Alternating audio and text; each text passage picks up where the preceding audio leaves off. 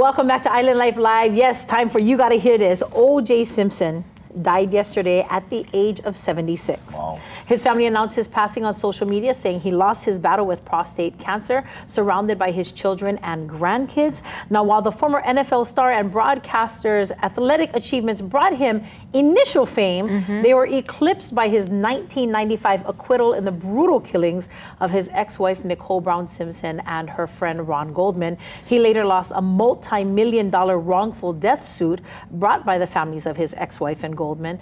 And then in 2007, police arrested him in Las Vegas on several felony charges, including kidnapping and armed robbery. Simpson said he was just trying to get back some of his stolen belongings, but he did end up going to jail and was released on parole 9 years later. Wow. Yes, dead at the age of 76.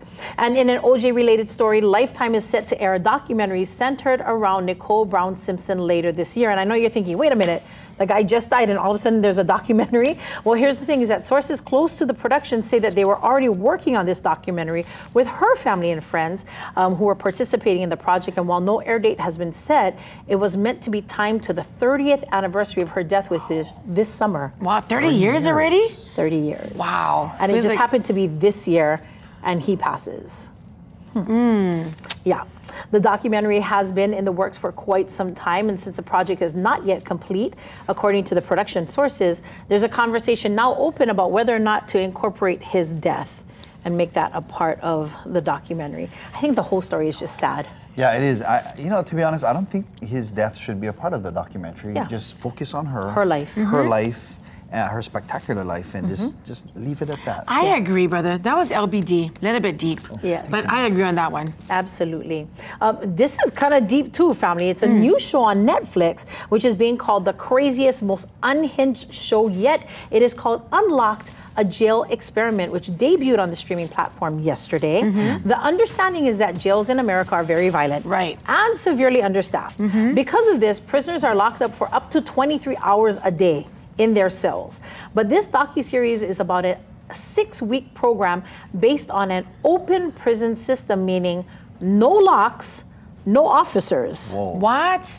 Yeah. Comments on X, the former Twitter, are decidedly mixed. Some are loving it, and others are concerned about what's to come. Right. But above all, many are just plain old shocked. What do you guys think about this? You think this is something that can happen? And Nellie's shaking her head. I'll be scared. I'll be scared. So? Well, you know, they put the officers there to keep control in the area. And then if you don't have them, you'll have a hierarchy of prisoners keeping control, and you don't know who's, I mean, the toughest people will be at the top, right? Right. They're kind of meant to govern themselves. Yeah. But you know, the thing is that in Finland, they have this open prison system, and they say it's very successful. They have prisoners that have been going to school, attending school, getting jobs, and, you know, maybe this is something that can work in America. So they're trying to copycat that blueprint? Maybe.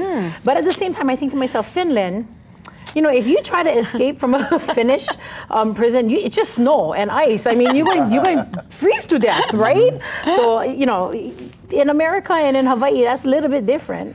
Yeah, you know, they should really, not to get deep again, but they should get, you know, we always want to give everybody a second chance, but they should always get a perspective from the families who are on the receiving end of the crime as well. You know what I mean? Get their input. The victims and their families. Yes. Yes. In other words. I'm very interested to see how this is going to play. Right. Out. I would be scared. You know, that's not why I'm not a prison guard. I gotta look pretty. No. You would.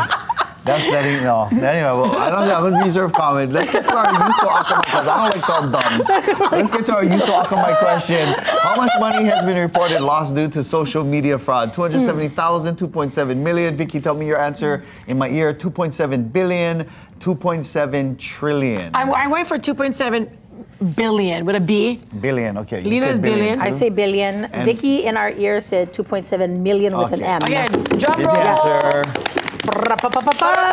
Hey! I love to be a winner. Yuso Akamai. Coming up next, we got some shakas and shout outs right here on Island Life Live. We'll be right back.